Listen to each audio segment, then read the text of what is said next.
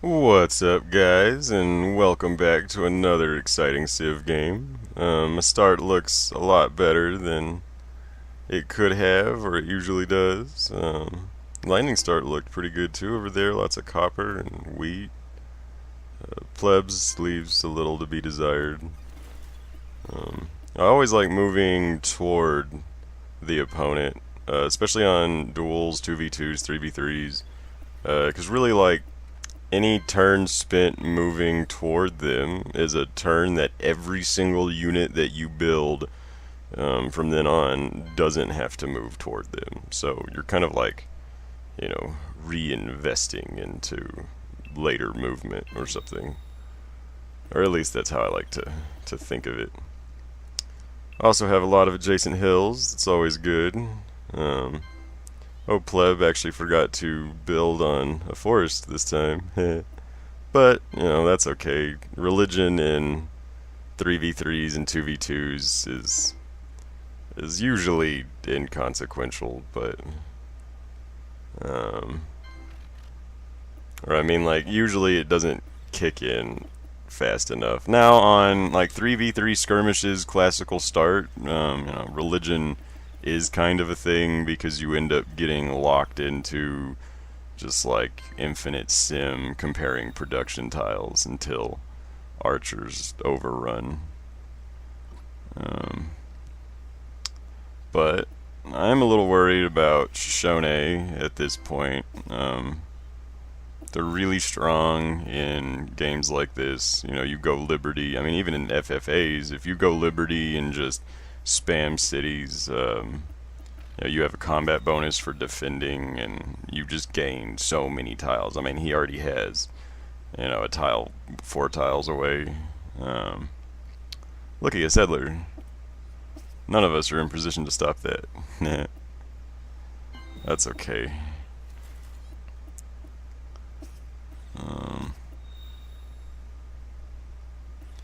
I need to watch out for early Shoshone settlers trying to creep around me. Oh shit, there's one right there. Luckily, I can probably get that. Hopefully, especially if it hasn't moved.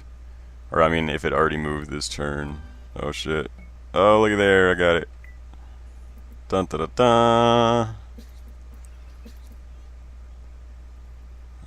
I like getting, early workers. Not to mention the what it causes them to lose. And he settled that Mount Fuji city really bad.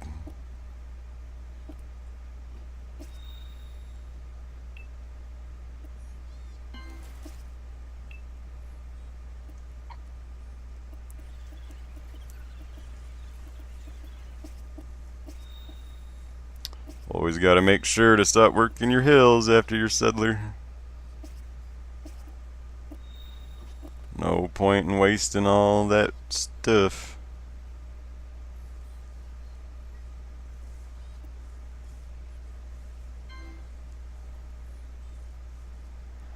Technically, if Egypt went like down and just kind of ignored my settler, he might actually have a chance of injuring me.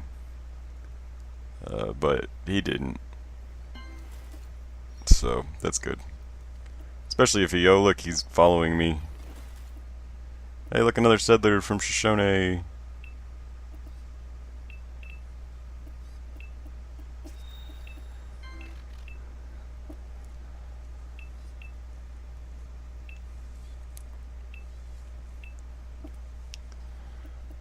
I've been having some issues with my audio the last couple of times. I had to completely re-record the audio on the last video because it corrupted, and then I lost like all the data. And then even the reason I'm doing voiceovers on the videos is I was having issues with the in-game music of Civ having copyrights. So I figured, total silence with just dings is okay for me while I'm playing the game. I don't necessarily like the musical distractions, but I mean, for video's sake, watching it is a little painful. So figured I'd try to entertain y'all with some pleasantries or something. Shoshone really should have built, a Pathfinder or something. I mean, just sitting there pooping out 2 settlers right off the bat. Normally that's a good idea, but I mean, if there's noticeably scouts and units around you, it kind of goes without saying to don't just let that go. Also, rushing Great Library is a terrible idea on 2v2s, 3v3s, or duels. I mean, unless you are playing like Continents map or just in the most defendable mountain pass ever. I mean, even in those cases, losing those early hammers for a granary if you don't want to build settlers, or a settler if you do. I mean, building cities is essential.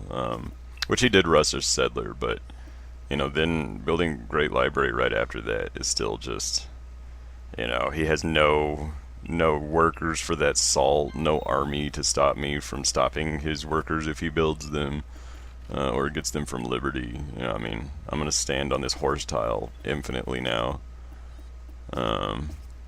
I mean, especially with a salt start, I mean, sometimes it's tempting to build a worker before your monument to get, the salt bonuses, the early food, early hammers. I mean, even for, a settler production, it's, 3.5 hammers, roughly, and, plus, a gold. I mean, that's so good.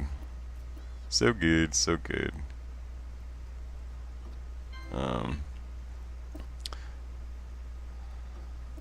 Really, the only reason I didn't go, or the main reason I didn't go honor this game being so close to the capital is because of Shoshone being Shoshone. Having extra tiles makes the Great General, hurt a lot less. And also, him having godly tiles on the back of his capital, and then Egypt having, a bunch of really great tiles around. It's just, it wouldn't have been enough, really. So, trying to get cities out, not that there are very many places to put them. I would like to stick one in there between Egypt's 2 cities. Almost managed to get that archer. The chariots are super strong as well. Their movement and versatility is really nice. Also, building cities 4 tiles from each other, I used to not like that, but the more I play, the more I get fond of that. And then just now I was trying to drag out that archer from the city, and I managed to do it. But anyway, back to the 4 tiles from each other, is that, they can share good tiles, food tiles. If you don't want one to grow, you can just switch the good food tiles to a different city.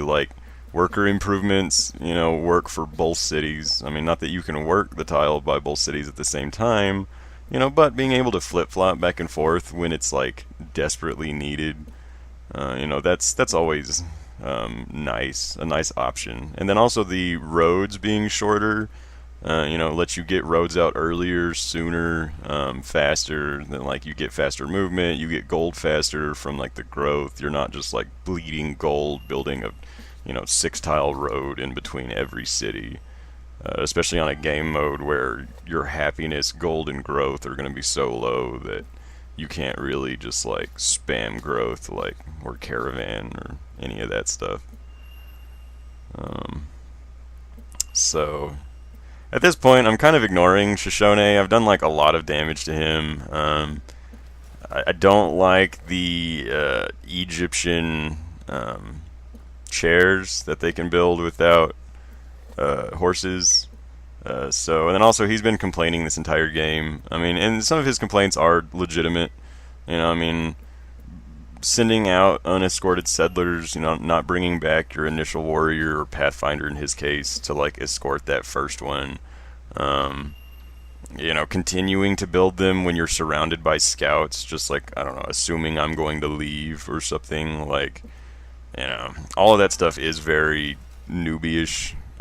But, I mean, at the same time, you could just try to help him instead of build the great library kind of thing, rather than, get angry since Scout's over there. I mean, that's one reason I spam Scouts, not only because it's a good play, but that versatility opens up defenses for your teammates if they need it, or escorts for yourself, or foils your opponent. Also, I backed up to try to draw his chariot out, or his chariot out, for one, and then also just to kind of give me a breather and heal. Since they have 4 movement, they can kind of back up at the beginning to save themselves and let you kind of see what's going on.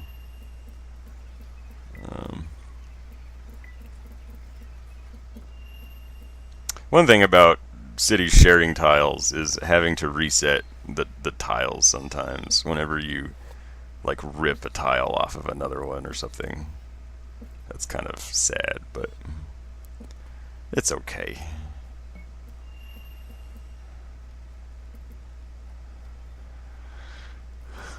That 100 gold religion is, even in free-for-all, I mean, if you calculate the, 2 gold per city or the 4 gold per pop, like, that 100 gold sometimes gives you more even in the long run.